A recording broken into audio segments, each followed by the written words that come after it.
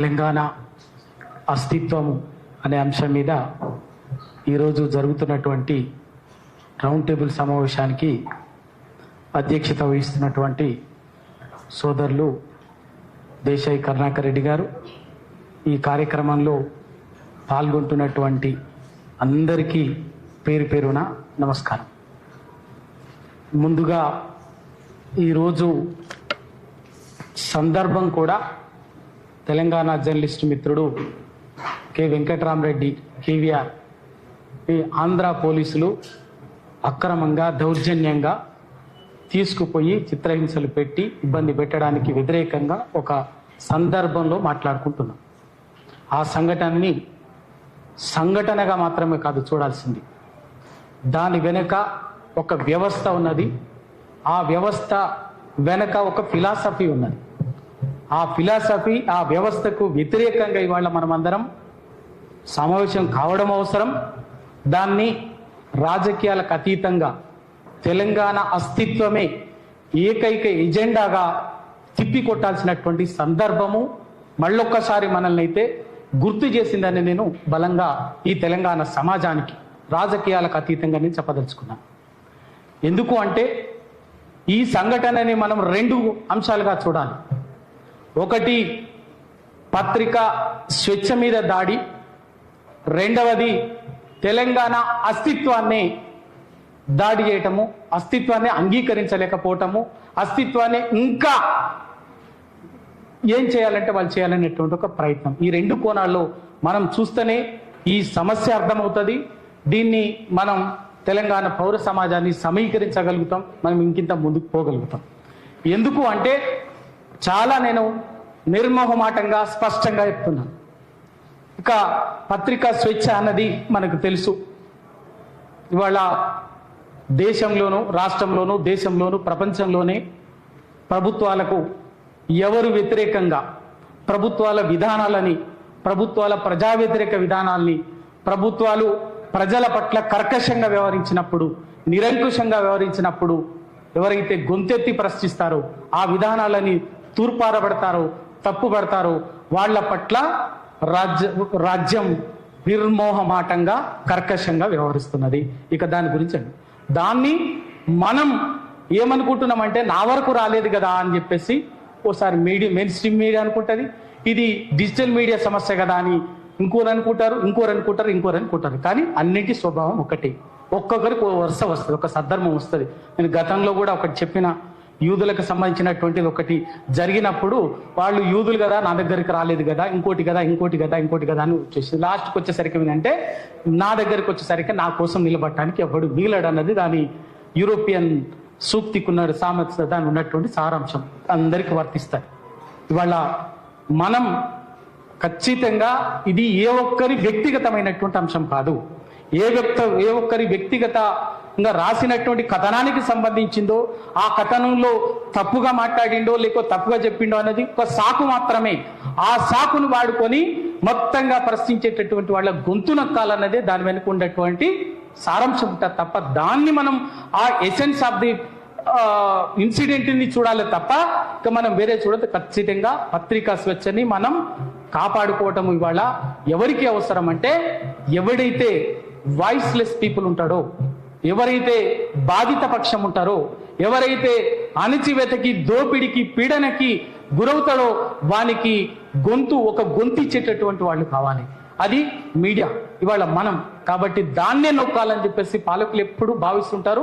కాబట్టి మనం కొంచెం బేసిజాలను పక్కకు పెట్టి రాజకీయాలకు అతీతంగా వ్యక్తిగతంగా ఉండేటటువంటి వైరుధ్యాలను కూడా పక్కకు పెట్టి మనం నిలబడి పనిచేయాల్సినటువంటి అవసరం ఉంది. తప్పనిసరిగా దాంట్లో తెలంగాణ ఉద్యమ క్రమంలో మేము 100% ఆ విషయంలో సక్సెస్ అయినాం. తెలంగాణ జర్నలిస్ట్ ఫోరం వేదికగా మొత్తం సమస్త సమాజాన్ని, తెలంగాణ జర్నలిస్టులను కూడగట్టి మొత్తం తెలంగాణ కావాలనుకున్నటువంటి వాళ్ళు ఇక్కడ రండి, తెలంగాణ వద్దనుకున్నటువంటి వాడు ఏ జర్నలిస్ట్ నువ్వు ఎక్కడ పనిచేసినా కూడా అటువైపు ఉండండి అని చెప్పేసి ఒక బెరగీసి యుద్ధం చేయగలిగినాం. కాబట్టి వాళ్ళ జర్నలిస్టుల ఒకటి జరిగింది. మళ్ళీ అటువంటి సందర్భం వాళ్ళ తెలంగాణ సమాజంలో కనిపిస్తుందని స్పష్టంగా చెప్పదలుచుకున్నాను. ఇక రెండవ విషయం, తెలంగాణ అస్తిత్వానికి వచ్చేసరికి తెలంగాణ అస్తిత్వం ఇవాళ ప్రమాదంలో పడిందని చెప్పేసి ఇవాళ ఒక మనం మన టైటిల్ పెట్టుకోవటంలోనే మనం స్పష్టంగా సమాజానికి చెప్పదలుచుకున్నాం.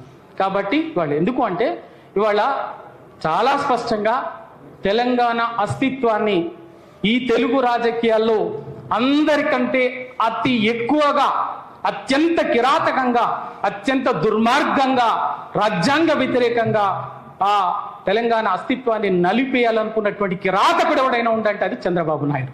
నేను నిర్మోహమాటంగా చెప్తున్నాను.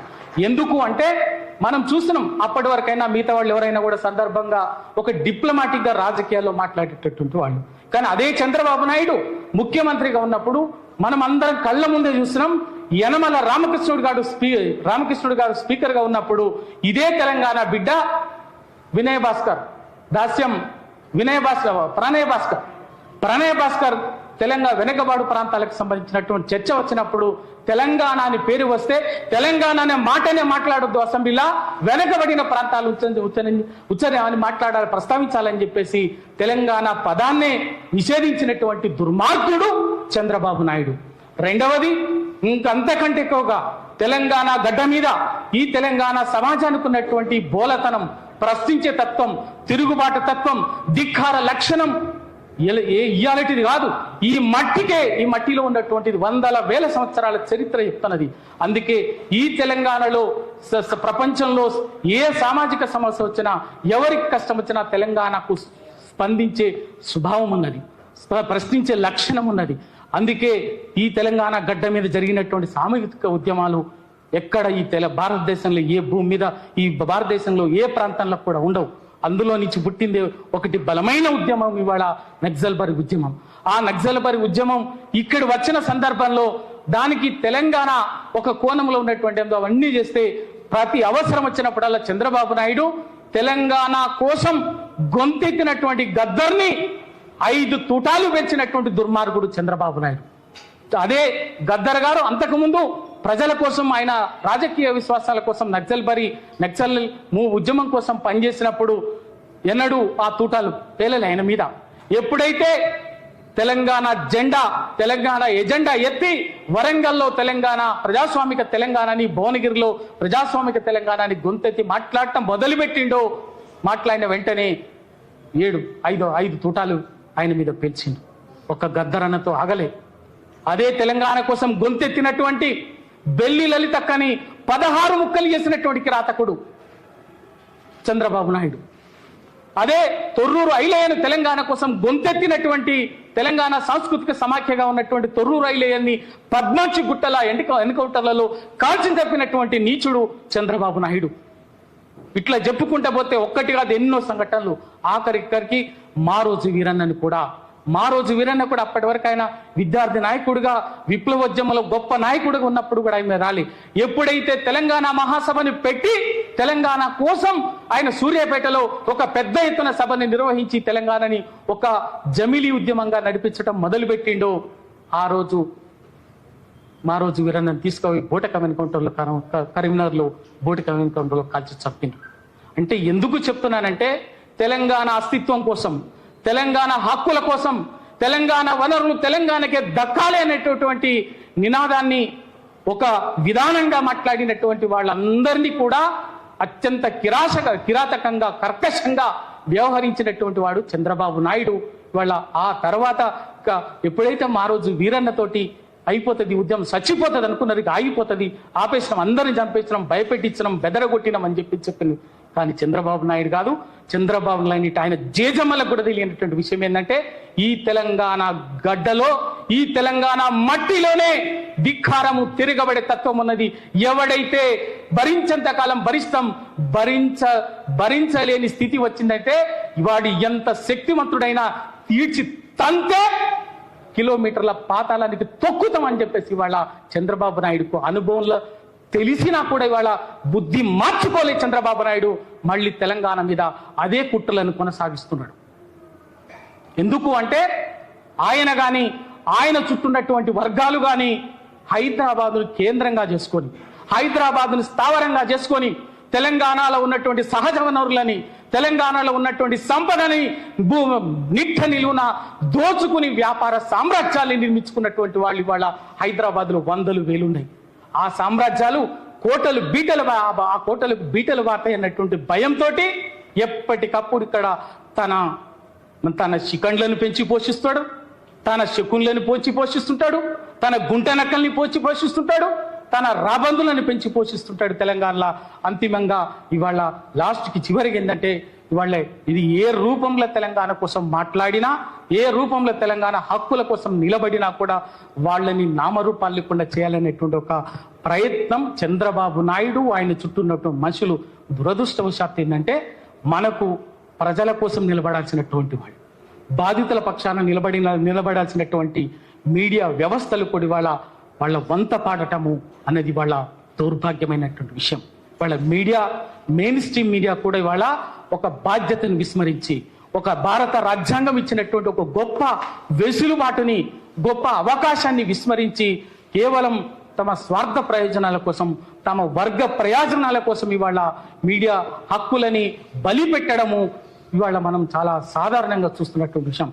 కానీ ఇవాళ అందరూ గ్రహించాల్సింది ఏంటంటే ఇవాళ ఏదో ఒకరిని భయపెట్టిస్తే ఇంకా 100 మంది భయపడతారు, 10 మందిని భయపెట్టిస్తే మొత్తం సమాజమే వణికిపోతుంది అని చెప్పేసి ఇంకా భ్రమల్లో ఉన్నారు. బిడ్డ, ఇవాళ నేను చాలా స్పష్టంగా చెప్పదలుచుకున్నాం, మా తెలంగాణ జోలికి వస్తే మీరు ఇంకా తెలంగాణలో నిజంగా మేము ఎన్నడూ కూడా తెలంగాణ ఉద్యమ క్రమంలో కానీ, తెలంగాణ వచ్చినాక కానీ, ఇవాళకి కానీ ఎవరు కూడా తెలంగాణ ప్రజలుగా, తెలంగాణ ఉద్యమకారులుగా ఎవరిని కూడా, ఏ ఒక్కరిని కూడా మేము ఇబ్బంది పెట్టలే. హైదరాబాద్లో తెలంగాణకు ఉన్నటువంటి ఒక గంగా జమున తెహజీబ్ అనే ఒక గొప్ప సామరస్య జీవన సంస్కృతి కారణంగా ఇవాళ మేం అందరూ బతకాలి, అందరూ ఉండాలని కోరుకున్నాం.